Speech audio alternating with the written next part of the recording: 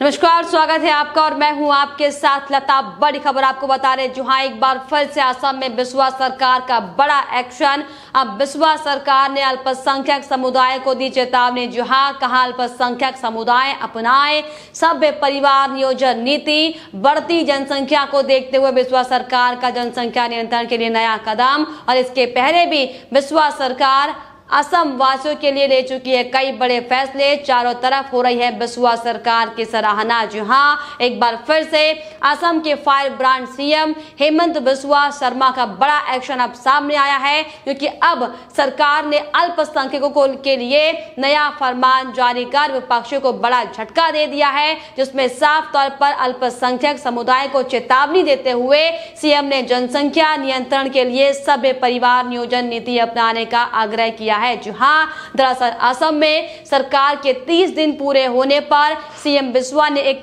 Press conference का आयोजन किया था और इस दौरान दिए गए संबोधन के दौरान सीएम बिस्वा ने अल्पसंख्यक समुदाय से जनसंख्या नियंत्रण के लिए सभ्य परिवार नियोजन नीति अपनाने का अनुरोध किया है, जिसका उद्देश्य साफ तौर पर शैक्षिक लाभ, कर कटौती, गृह ऋण, मुफ्त स्वास्थ्य सेवा, बेहतर रोजगार के लिए नए रास्ते खुलना, चुनाव लड़ने की सुगमता और सरकारी नौकरियों जैसे उपायों के माध्यम से इसे अपनाने को प्रोत्साहित करना है। और जिसके बाद आपको बताते चले कि ये कहना लाजमी है कि मुख्यमंत्री ने रोहिंग्या, बांग्लादेशी घुसपैठी और ड्रग तस्करी के साथ साथ अब जनसंख्या नियंत्रण पर भी ध्यान देना शुरू कर दिया है। और साथ ही आपको बताते चले कि मुख्यमंत्री हेमंत बिस्वा शर्मा ने अपनी सरकार के 1 महीने पूरे होने के मौके पर गरीबी पर बात करते हुए साफ तौर पर प्रेस कॉन्फ्रेंस की थी। और इस दौरान उन्होंने ये कहा कि असम सरकार सभी गरीब लोगों की संरक्षक है, लेकिन गरीबी का मुख्य कारण लगातार बढ़ती जनसंख्या है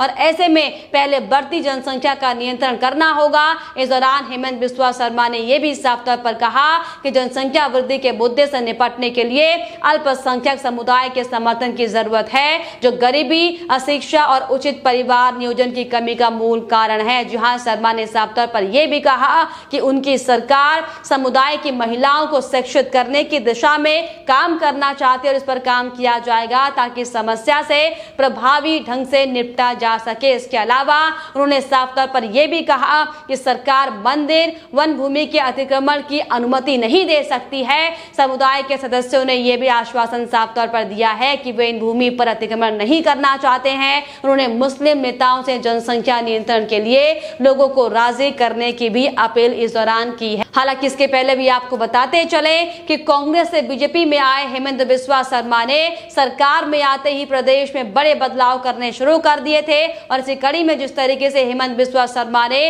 राज्य में मदरसों को लेकर बड़ा फैसला किया था, उन्हें बंद करने के बाद जिस तरीके से राज्य में चल रहे सभी मदरसों को अब सरकारी स्कूल में बदलने की प्रक्रिया को शुरू किया गया है, जिसको लेकर भी लगातार विपक्षों की ओर से हालांकि आपत्तियां जताई गई थी, लेकिन सीएम हेमंत बिस्वा शर्मा ने यह साफ तौर पर कहा था कि हमने मदरसों को बंद कर दिया है क्योंकि धार्मिक शिक्षा देना हमारा काम नहीं है। उन्होंने साफ तौर पर यह कहा था कि छात्रों के भविष्य का ध्यान रखा जाएगा। इन मदरसों से अतिरिक्त धार्मिक विषयों के साथ साथ अरबी को भी हटाकर सामान्य स्कूलों में बदल दिया जाएगा। और वहीं अपने पुराने साथियों और विरोधियों का जवाब देते हुए साफ तौर पर उन्होंने कहा था कि कांग्रेस विरोध प्रदर्शन करेगी क्योंकि ये उनके उद्देश्य की पूर्ति नहीं करता है। इसके अलावा सीएम ने साफ तौर पर यह भी कहा था कि सरकारी पैसे पर सिर्फ कुरान को नहीं पढ़ाया जा सकता है और अगर ऐसा होता है तो बाइबल और गीता को भी इसमें पढ़ाया जाना चाहिए। साथ ही साथ इसके अलावा आपको बताते चले कि उन्होंने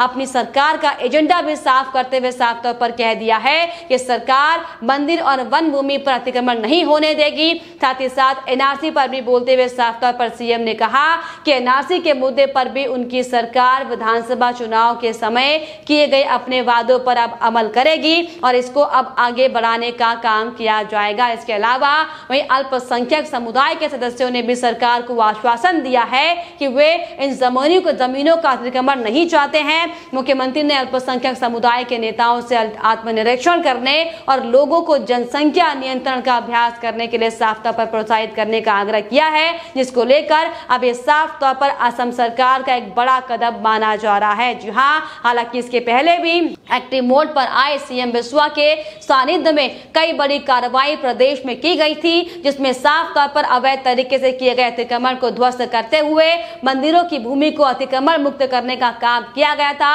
जिसके बाद राज्य सरकार की प्रतिबद्धता को दोहराते हुए मुख्यमंत्री ने साफ तौर पर यह कहा था कि असम की जमीन, पहचान, संस्कृति, भाषा और विरासत को घुसपैठियों से बचाने के लिए हर तरह के कदम उठाए जाएंगे। और साथ ही इस कार्रवाई के बाद शर्मा ने पुलिस और जिला प्रशासन के प्रयासों की भी सराहना की थी। जमकर अतिक्रमण को हटाने के बाद उनकी तारीफ इस दौरान की गई थी। उसके अलावा अतिक्रमण करने वालों को भी आगाह साफ तौर पर किया था कि वे खुद जमीन छोड़कर चले जाएं, नहीं तो उनके खिलाफ कड़ी कार्रवाई की जाएगी। तो साफ तौर पर जिस तरीके से फायर ब्रांड सीएम ने एक के बाद एक बड़े फैसले प्रदेश के हित में लिए, तो वहीं आपको बताते चले कि इस पेंडेमिक काल में भी सीएम के ओर से बड़े फैसले लगातार लिए जा रहे हैं, जिसमें साफ तौर पर कोविड की चुनौतियों से भी लड़ने के लिए लगातार असम की बिस्वा सरकार प्रयासरत है। और इसी कड़ी में हेमंत बिस्वा सरकार ने डीआरडीओ की मदद से 20 दिनों में गुवाहाटी असम में एक फुटबॉल स्टेडियम को भी 300 बेड के कोविड अस्पताल में बदलकर वाकई में एक नया इतिहास रचा है। साथ ही आपको बताते चले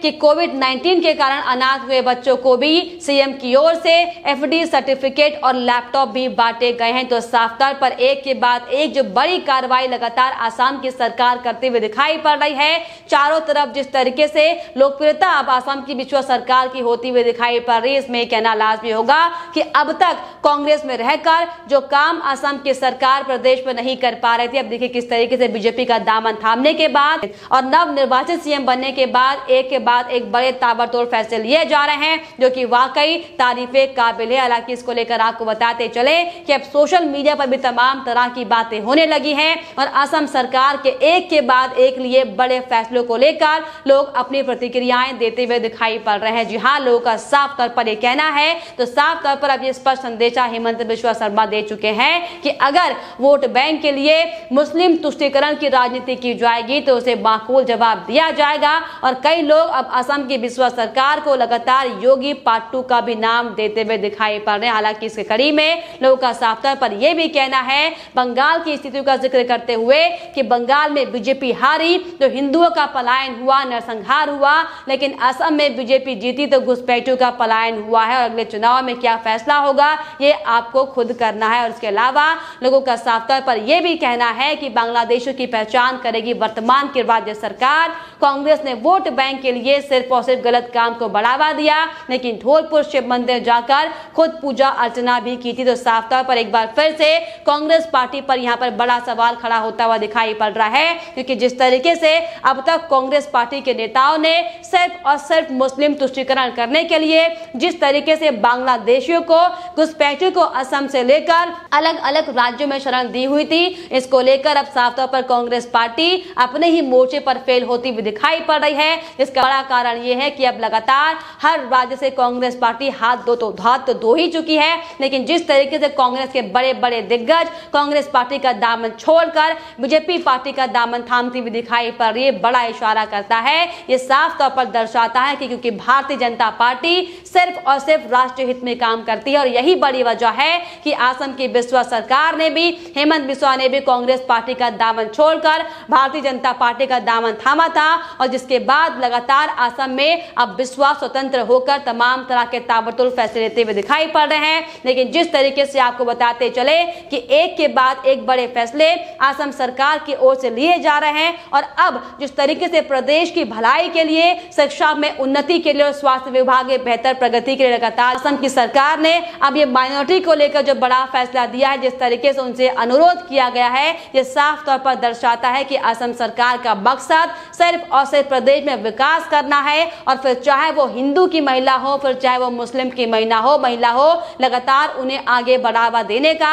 और उन्हें अपने जीवन में अपने पैरों में खड़ा होने का मौका देने का ये मौका लगातार सरकार दे रही है। क्योंकि इसके पहले हम लगातार ये देखते आए हैं कि किस तरीके से असम से लेकर बंगाल तक सिर्फ और सिर्फ वोट बैंक की राजनीति करने के लिए घुसपैठियों को संरक्षण दिया जा रहा था। लगातार बांग्लादेश से आए लोगों के लिए यहाँ पर अवैध तरीके से रहने का इंतजाम किया जा रहा था। लेकिन अब आपको बताते चले, जो बड़ी कार्रवाई असम सरकार की ओर से लगातार की जा रही है, और अब जिस तरीके से योगी आदित्यनाथ के पार्ट 2 के तौर पर असम के बिस्वा सरकार जाने जा रहे हैं। ये साफ तौर पर कहना लाजमी होगा कि जिस तरीके से उत्तर प्रदेश की योगी सरकार ने प्रदेश को बढ़ाने में और प्रदेश के विकास को करने में अपने दिन रात एक कर दिए हैं, अब वहीं दूसरी ओर असम की बिस्वा सरकार भी लगातार अपने मकसद को पूरा करने में लगे हुए हैं, जिसका मकसद सिर्फ और सिर्फ प्रदेश का विकास, प्रदेश की भलाई और प्रदेश को आतंकवाद से मुक्त करना है। और यही बड़ी वजह है कि लगातार एक्शन मोड में आते हुए असम की बिस्वा सरकार बड़ी ताबड़तोड़ कार्रवाई कर रही है, जिसको लेकर अब लगातार चारों तरफ असम सरकार की वाहवाही होती हुई